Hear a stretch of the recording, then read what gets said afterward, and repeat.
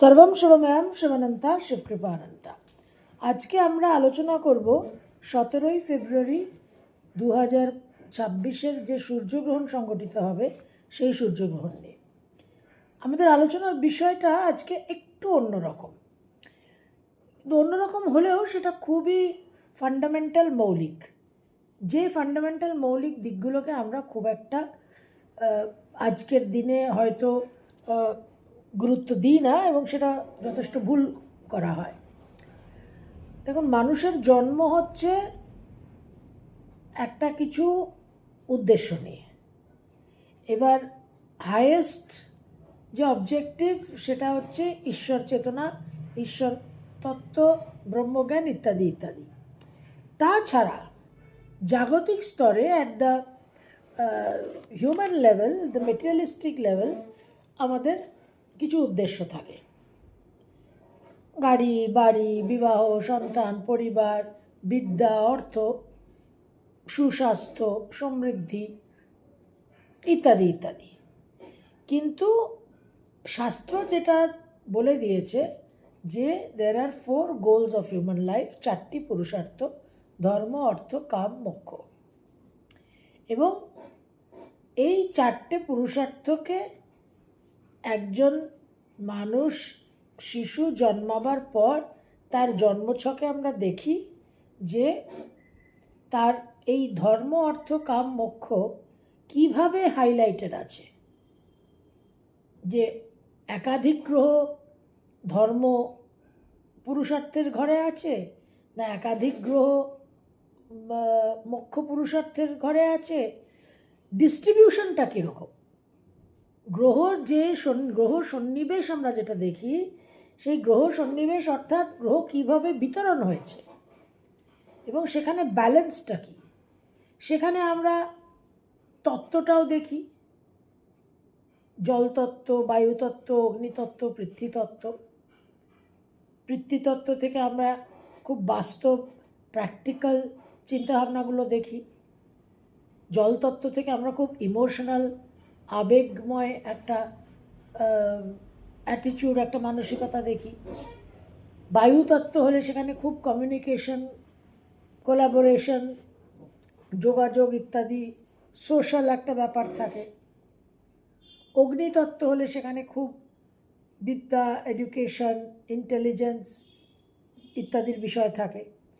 তো এই যে কিছু টুলস আমাদের কাছে আছে, কিছু এই যে প্রিন্সিপালসগুলো, এগুলো আমাদের সাহায্য করে বুঝতে যে একজন জাতকের জীবনের ধারাটা কী হবে, what is going to B the life path.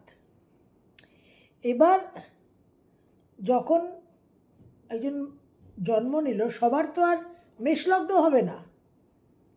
মেষ থেকে মীন রাশির 12টা রাশির মধ্যে যে কোনো রাশিতে লগ্নটা হতে পারে। এখন মূল ফান্ডামেন্টাল ডিজাইনটা কি না, অগ্নিতত্ত্বের রাশি হচ্ছে ধর্ম পুরুষার্থ, মেষ, সিংহ আর ধনু।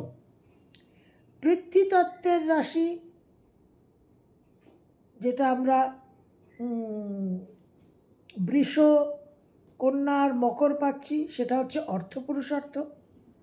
বায়ুতত্ত্বের রাশি মিথুন, তুলা আর কুম্ভ, এই 3টে হচ্ছে কাম পুরুষার্থ।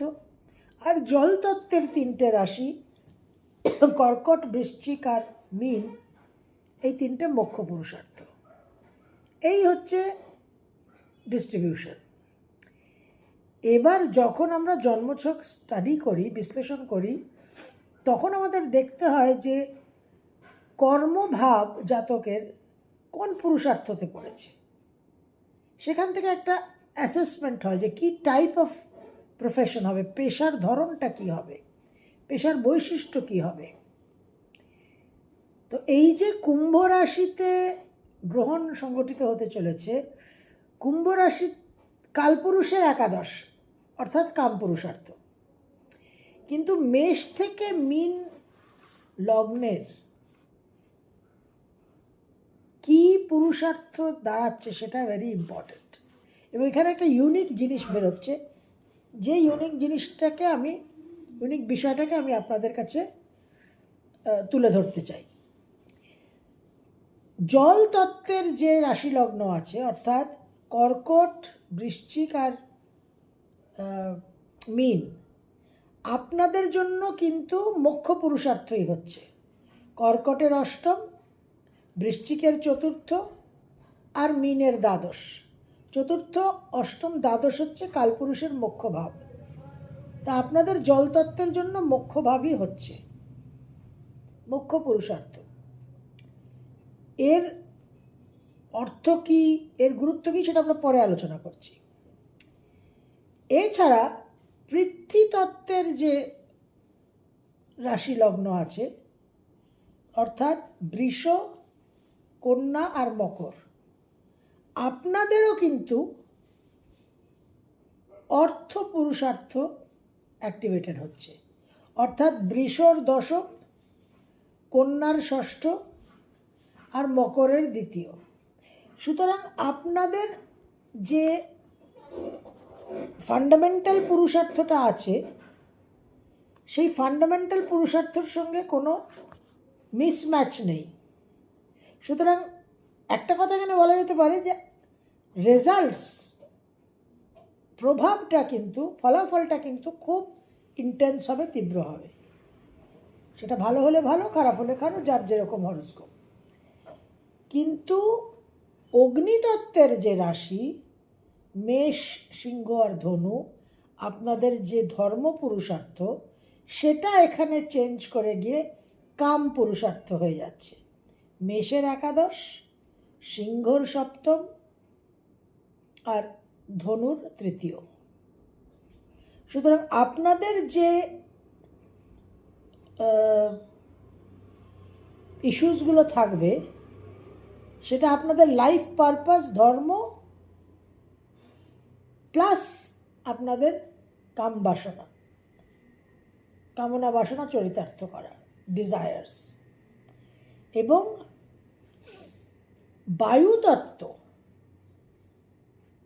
আপনাদের যেখানে কাম পুরুষার্থটা মেন,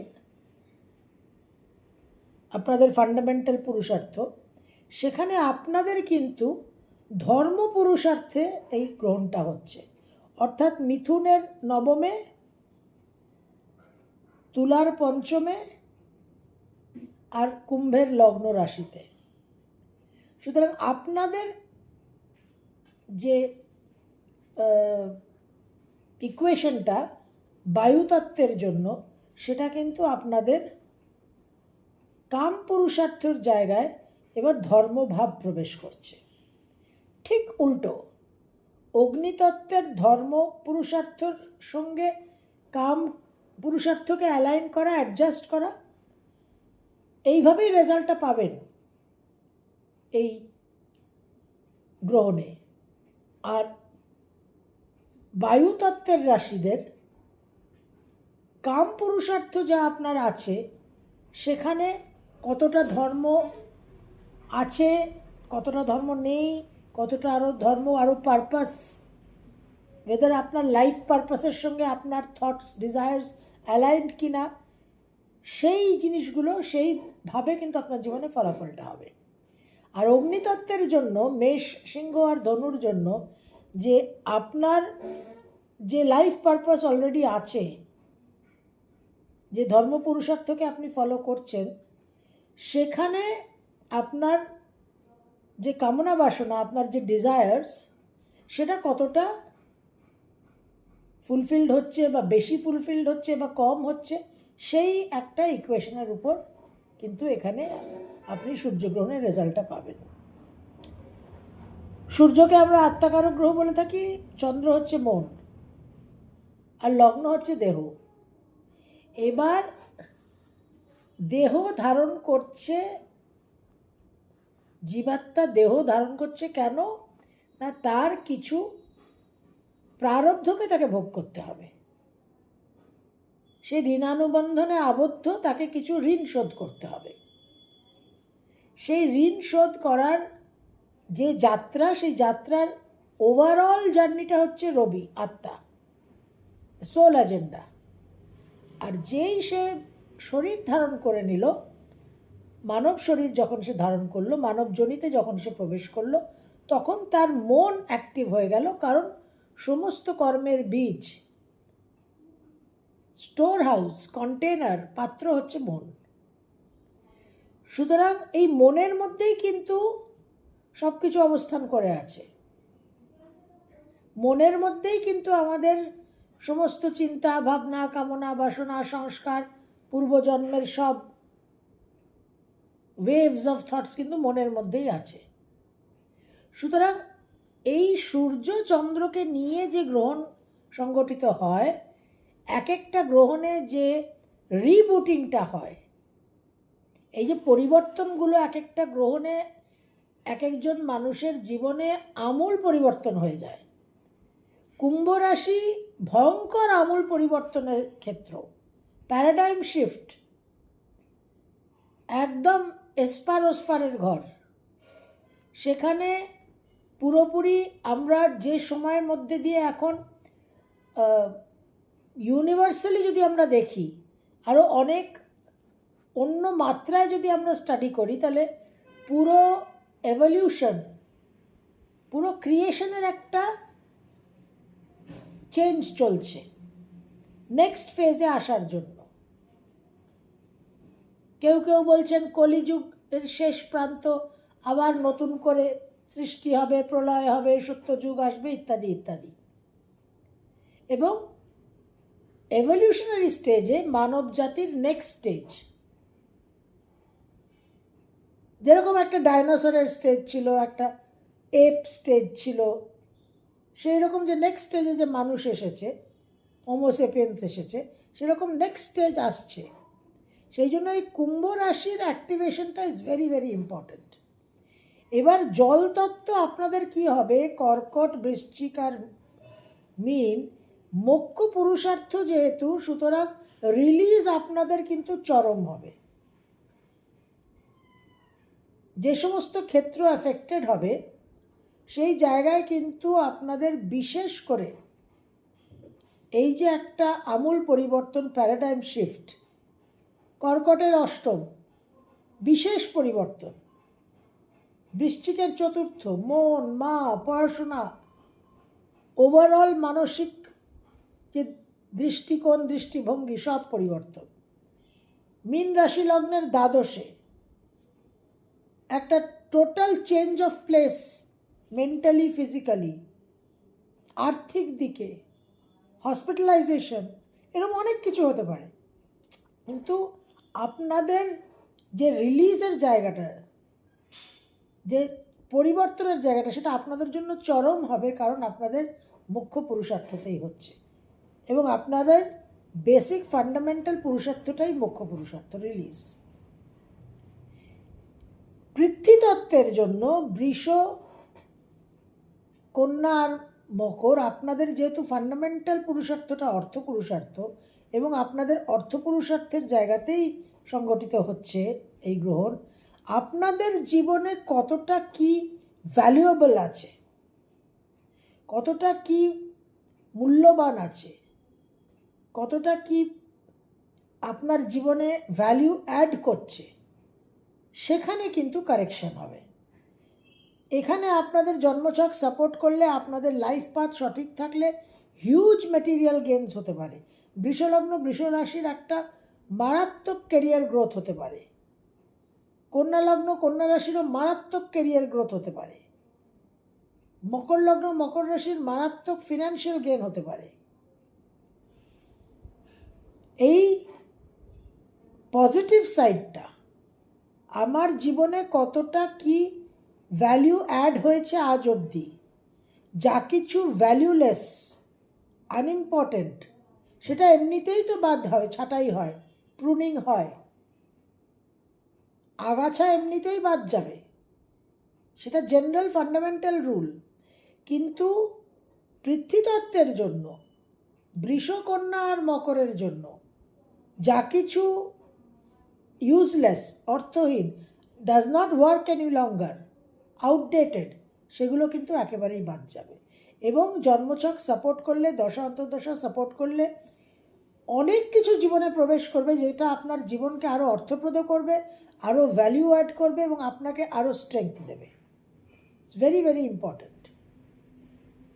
তো পৃথ্বীতত্ত্ব আর জলতত্ত্ব আপনারা ফান্ডামেন্টালি খুব স্ট্রং এফেক্টস পাচ্ছেন। অগ্নিতত্ত্ব আর বায়ুতত্ত্ব আপনাদের জীবনে কিন্তু একটা আপনাদের স্টাডি করতে হবে, দেখতে হবে যে আপনাদের কামনা বাসনা ডিজায়ার কতটা আপনার লাইফ পারপাসের সঙ্গে অ্যালাইন্ড আছে। যেখানে লাইফ পারপাসের সঙ্গে অ্যালাইন্ড নেই সেখানে কিন্তু একটা অ্যালাইনমেন্ট করিয়ে দেবে প্রকৃতি এই গ্রহণের মাধ্যমে।